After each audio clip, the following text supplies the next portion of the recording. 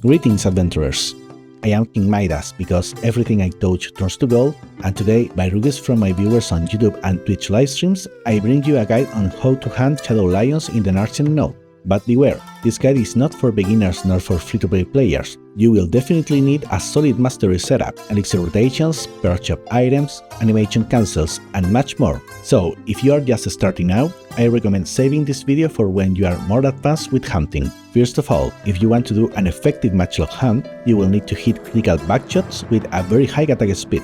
And there's no discussion here, the only recommended class is Succession Striker. His passive gives him plus 25% critical chance, and with the Flash Step and Striking Wolf combo, we can trigger an add-on that adds another 30% critical chance and plus 10% attack speed. That gives us a 12-second window, enough time to take down 2 lions. Also, Succession Striker is the only class that can switch between combat and neutral stances faster than any other, which will help us later with the mechanics Altissia. Now let's talk about general requirements. These lions hit hard, and the risk of dying and losing crystals is very real, so you will need at least a Death Hunting Manus Clothes, a Max Your Infinite HP potion, and a fairy with Miraculous Cheer skill at max level. You will also need to complete the suggested life questline, Dreaming of a Better Hunt. This unlocks 2 key mechanics, an sliding with several weak shots and a somersault with 1 bullet reload when the matchlock runs empty. Also, to be able to shoot a 4th bullet, you must reach Hunting Guru 1.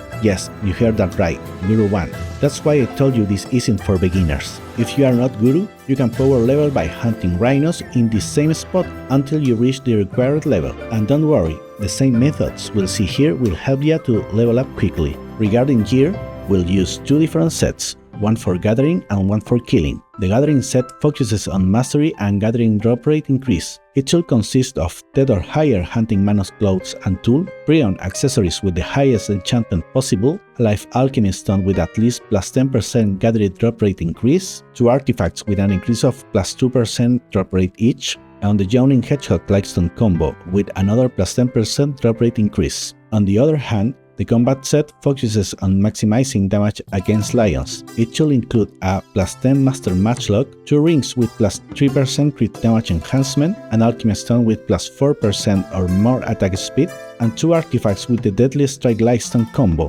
which gives a plus 14% critical chance. To quickly swap between both sets, we'll use a perch up item called Morcos Gearback. It has 8 slots to store gear and lets you switch sets with 1 click. I recommend assigning it to K1 for instant swapping. As for crystals and consumables, I won't explain each of them, but here you have an image that will be as a link in the description too. The idea is to max out the stats like movement speed, crit chances and attack speed, while also boosting crit damage, pack attack damage, gathering item drop rate, hunting mastery, and life EXP. And since that's a lot of buffs, it's best to have a fairy with continuous cares for 12 or more buffs to keep them active without going crazy. Regarding pets, I recommend those that boost life and hunting EXP. And if you can get a hedgehog or alpaca, even better. These perform auto-gathering every time you gather, and the higher their tier, the higher their chances, up to 50% at tier 4. Now let's move on the rotation mechanics. Here you'll find lions, rhinos and deer. Our goal will be to use Flash Step and Striking Wolf combo in a deer to trigger the add-on, and also to move faster to each pair of lions location and so kill them with the highest crit chance possible.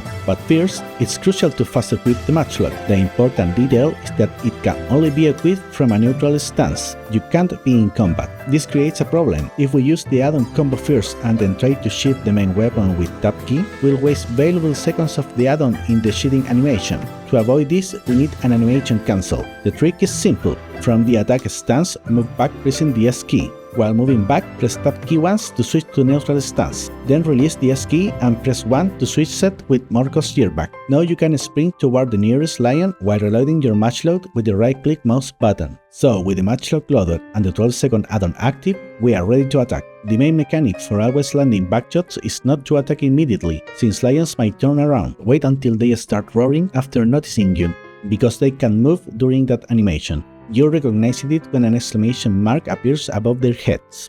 When the lion roars, you have to move to its back and use the sliding technique to fire 4 quick shots. And whether the first lion dies or not, run to the second one while reloading and repeat the sequence to make full use of the add-on's duration. You can finish off any surviving lions by repositioning behind them with a somersault, which instantly reloads one bullet. Once both lions are dead, we'll need to swap to the gathering set, but often we'll end up in a crouching stance, making it impossible to use Morkor's jetpack. The fastest way to stand up is to sprint forward with the Shift and W keys. Then release those keys quickly and press A or D key to move sideways, cancelling the sprint momentum. And finally, press 1 and your gathering set will be equipped. With that, you can now gather both corpses. Then, repeat the whole process to hunt the nearest pair of lions. That was everything I can teach you about matchlock hunting mechanics. To tell you the truth, if you want to sell every gathered item directly in the market, sniper hunting is at 25% better. But the beauty of this type of hunting is the value chain that has every gathered item. You can make alchemy recipes with the bloods, cook the most competitive and easiest meals in the game with the meat, craft furniture and blessing scrolls and sell them for a lot of silver, and you can also process tons of concentrated magical blackstones for your enchantments. This place is for people that really love life skills. From now on, I'll be actively uploading various guides. It could help me a lot if you like and subscribe. Also, remember to follow me on my Twitch channel. At the end of the video, I shared a few minutes of my rotation as an example. Thank you so much, and may the king bless you all. Farewell.